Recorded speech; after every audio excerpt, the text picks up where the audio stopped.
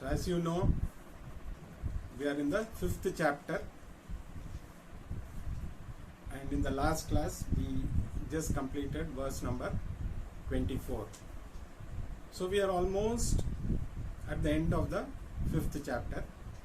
There are 5 more verses to go, and in 24 as well as the next 2 verses, Krishna is talking about the benefits of jnanam, and in the last 3 verses he is going to talk about meditation.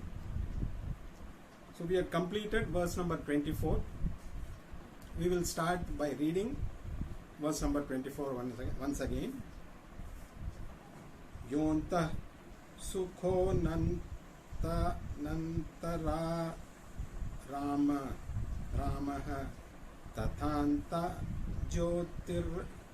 jyotirevayah sayogi brahma nirvanam brahma bhutodhigacchati. So Krishna said here, the one who finds fulfillment in oneself, the one who revels in oneself, the one whose mind is awake to oneself, that wise person alone, whose self is Brahman, gains the freedom which is Brahman. So the benefit of jnanam is you gain Brahman.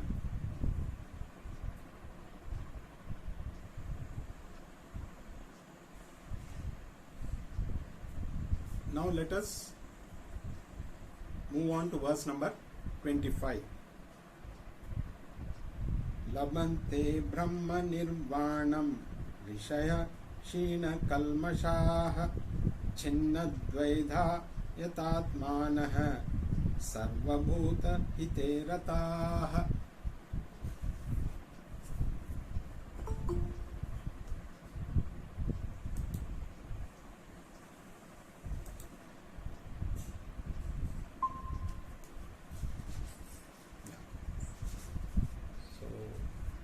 So verse number 25 will again read.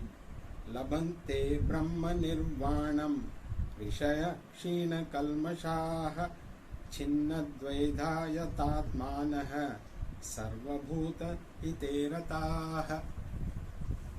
So continuing with the same topic of the benefit of jnanam, jnana phalam, Krishna is in this verse actually not only the benefit, he is again talking about the process of attaining. So he has listed a few things through the process through which you attain jnanam. So here the first thing is you need to have values. The person who is looking to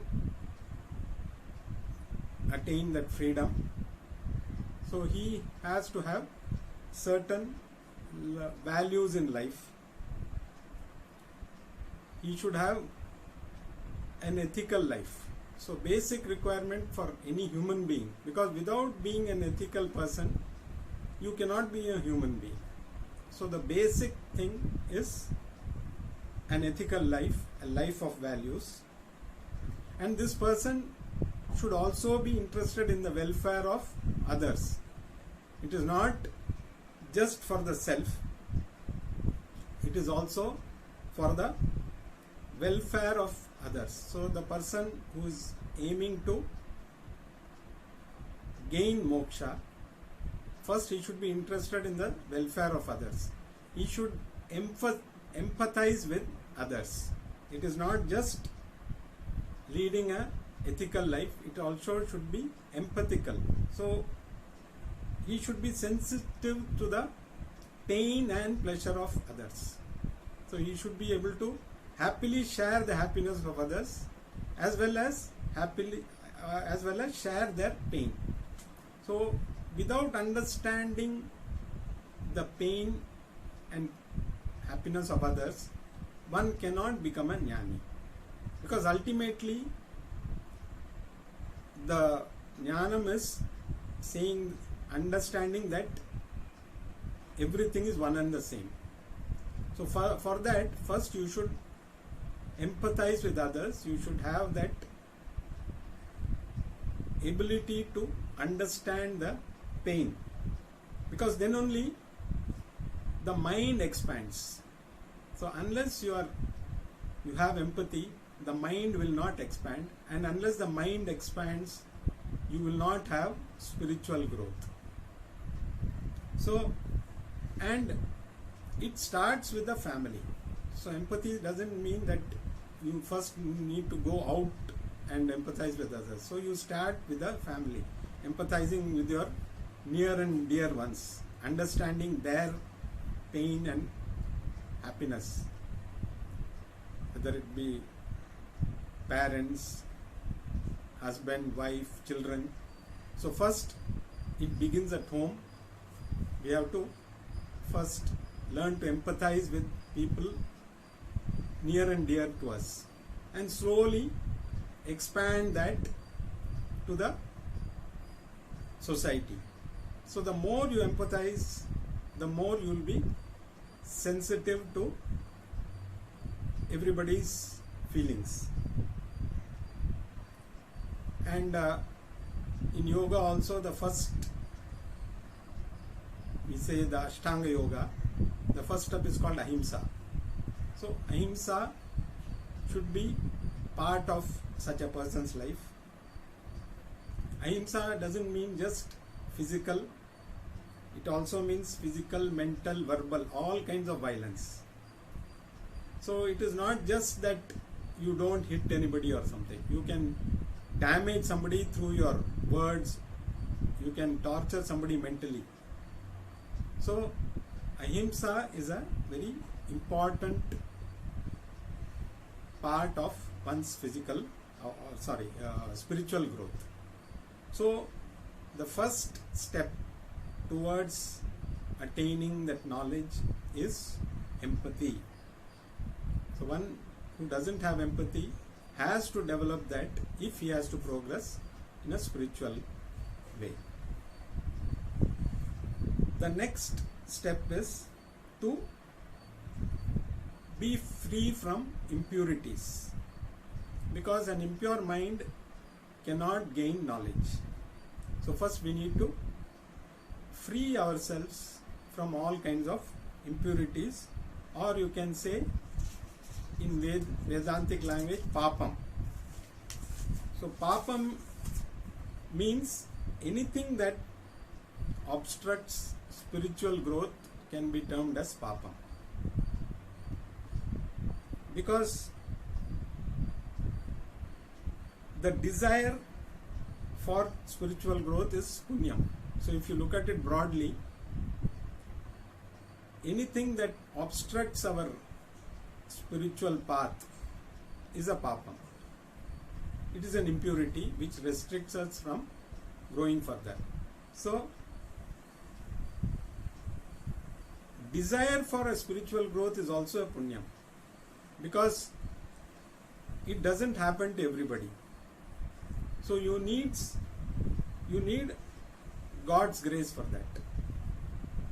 So punyam will only bring you to Bhagavad Gita class. So without punyam, all of us may not be sitting here. So whatever punyam we have gained, it will help us to even have that desire to gain knowledge, have the desire to study Bhagavad Gita. So anything that restricts that. So over a period of time, the impurities are removed. As you grow spiritually, the impurities that block your spiritual growth are removed. So a person seeking moksha has to first remove all the impurities so that he moves further in the spiritual path.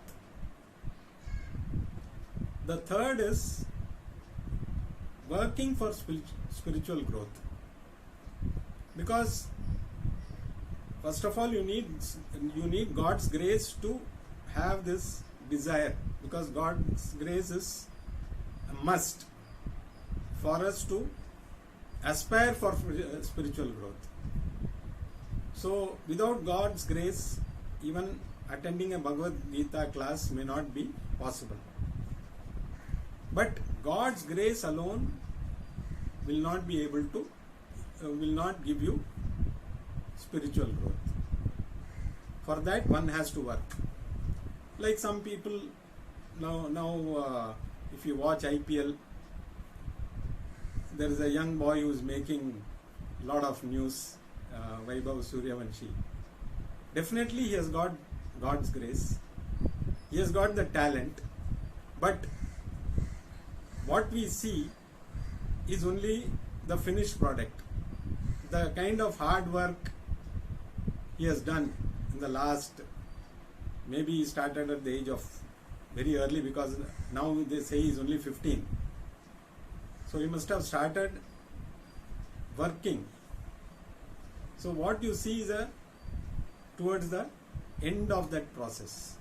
So what went on behind in the last few years, we may not see. So it is not that he just said, okay, I have God's grace, I have the talent, so I will just go and play and everything will work out fine. It doesn't work that way. So like that, spiritual growth also, first you need God's grace, but you have to tap the grace, because God's grace is available. God is not partial to anybody. He doesn't say, I will give the grace to you, I will not give the grace to you. But you have to tap the grace. Like you have water underground in lot of places, but you need to tap the water to make it available for your use. Or you have lot of air all around, but for you to run your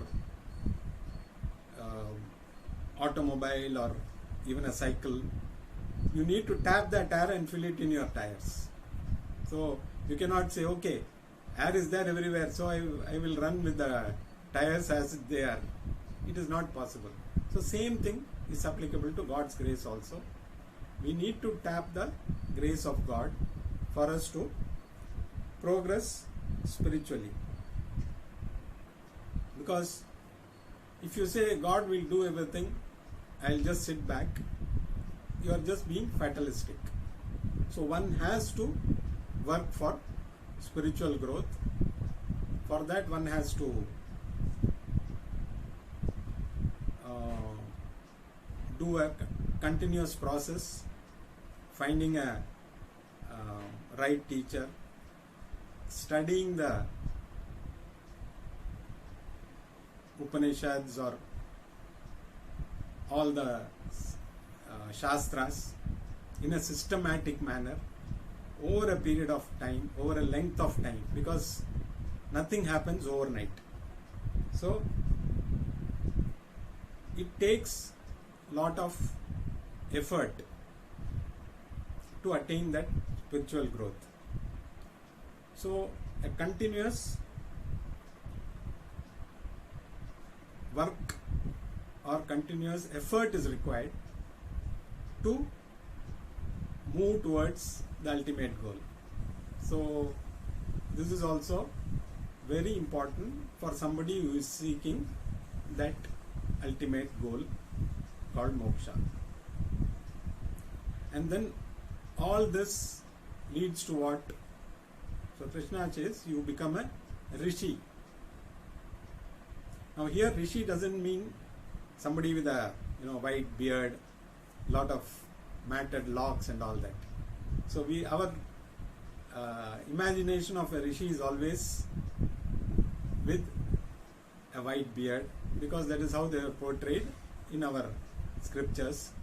But a rishi need not, a rishi may be working in an office also. He need not be having, he may be wearing a suit also. So it's a state of mind. So you attain a state of mind where you continue to do whatever you are doing, but your mind is completely aware of itself. You are aware of oneself. You are aware about your true nature. So this is the process. If you follow this process, you become a rishi, or in this particular context, it means a jnani. And the final step, it is called Chinna Advaita. This is the final step, where your mind is completely free from any kind of doubts. You are absolutely clear that you are Brahman. So sometimes we all go through these classes, we all understand we are Brahman. We try and but it is not easy for us to accept that the very God that I am praying is the same as me. It's not so easy to accept that. However much we understand whatever is being taught, that little doubt always remains, how can I be God? Because we always look at God as something external. So it takes a lot of effort to, or it requires lot of there should be completely no doubts in the mind at all. One moment, just come. So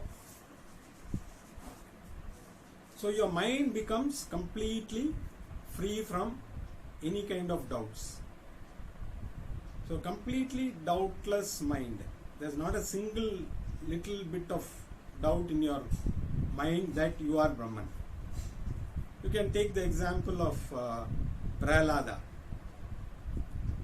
So Prahlada had absolutely no doubt that God exists in everything. That is why when Hiranyakashipu asked whether God is there in this pillar, he had absolutely no hesitation in saying yes, God is there in that also. Because if he had even a little bit of doubt, he would have hesitated, and definitely Narasimha would not have happened, or Narasimha avatar would not have happened.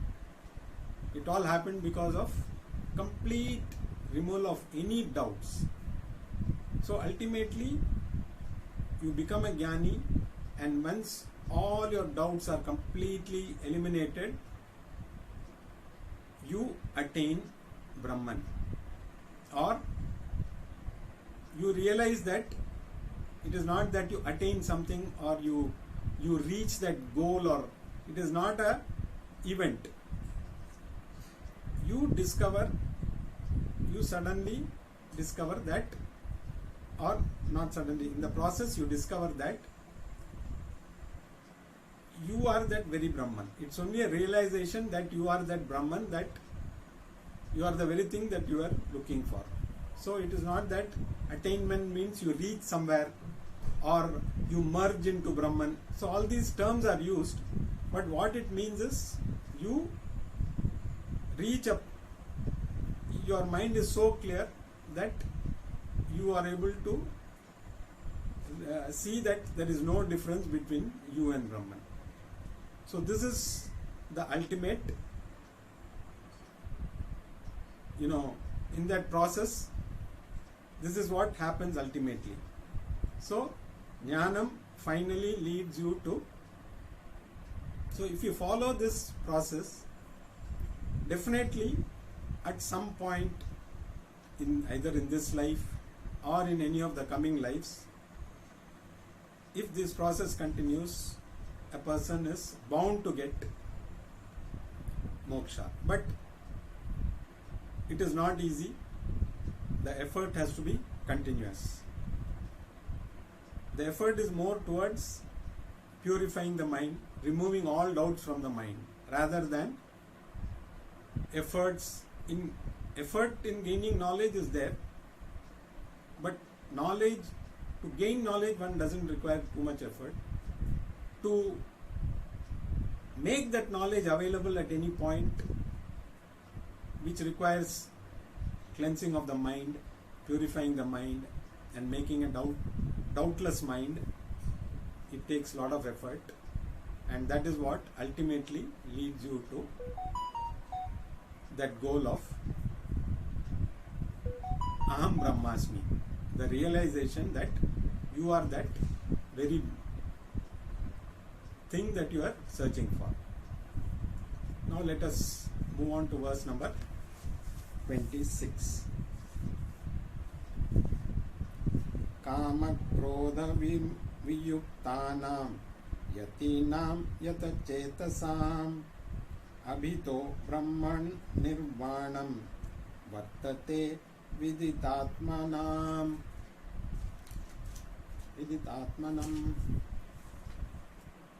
So again talks about the benefits for the sannyasins who are free from desire and anger, whose mind is under control, and who knows the self.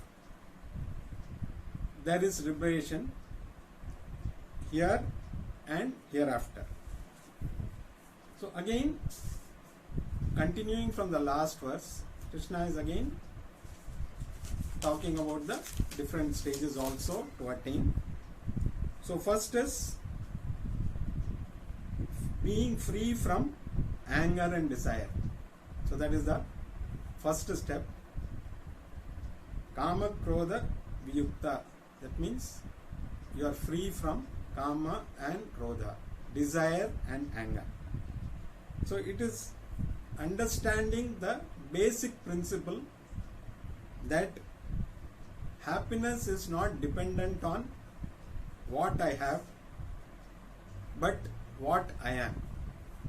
So this is the first basic principle, and this, by understanding that external things are not going to give me happiness, you manage to handle your desires, so that, because unfulfilled desires lead to anger, so they are both interconnected. So the more you polish your likes and dislikes, the more you are able to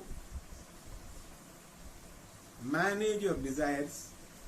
You should have desires, but they should be clean desires which don't lead to any anger. So basically, even a desire for moksha has to be there for you to look for it. So without, you cannot say there is no desire, but desires which are going to bind you, desires whose unfulfillment will lead to anger, such desires should be removed. So this happens when you polish your likes and dislikes. You don't depend on external factors for that happiness. So you gain freedom from desires and anger. So this is the first step. The next one is a restrained mind. So one should learn to restrain the mind. So the more you are able to hold the mind with you internally, rather than letting it go, for that you need a lot of practice to restrain the mind.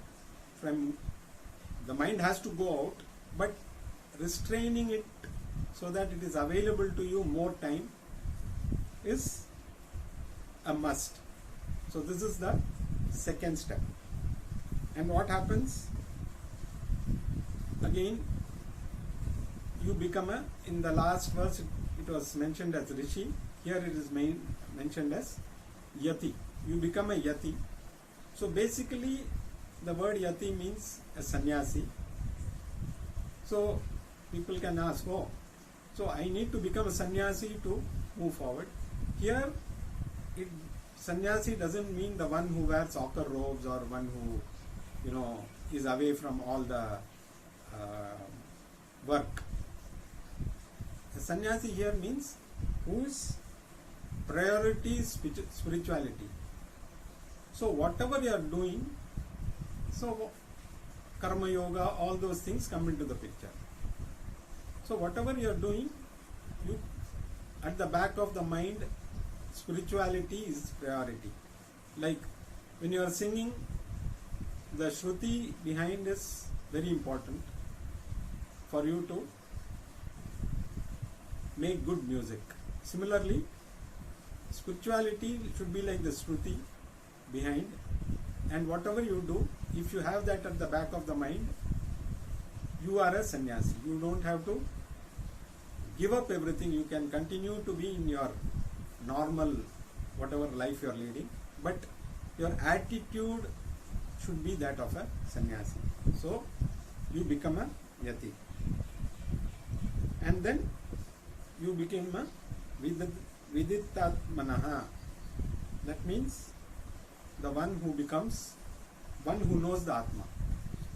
So once you go through this process, you know the Atma, and once who knows the Atma, he attains Brahman. So again, here also Krishna has further elaborated what he started off in the last verse. So it is not just giving the benefits, again he is repeating for our benefit the process that involves, that is required to reach that goal. So it is again emphasizing on the basic things. The more you follow this process, the more likely that you are going to gain that reach that ultimate goal, which is nothing but understanding that you are Brahman and everything around you is also Brahman. Like if there is a pot and there is air inside the pot and there is air outside the pot. So we assume that the difference, the air inside the pot is different from the air outside. But once the pot breaks, there is no merger. There is only the same air. Only thing it appeared to be in the pot. So same thing. Reaching Brahman is like breaking that pot. So you break that pot and you already won with everything. It is not that you are different. Our mind is not able to understand that. Once you understand that, it's only an understanding that the pot, the air inside the pot and the air outside the pot were never different. They are one and the same. It appeared that because of the appearance of the pot, that the air inside and outside is different. Once the pot breaks, there is no change between the air outside and inside. It's one and the same. So this is what is the ultimate realization, that you are Brahman, and such a person attains mukti even when he is alive, and then ultimately once the body drops off, he doesn't come back in any form. So here and hereafter he is Brahman. So this is what Krishna has conveyed in these last two verses, and the last three verses of this chapter are going to be on meditation, which we will see in the next class.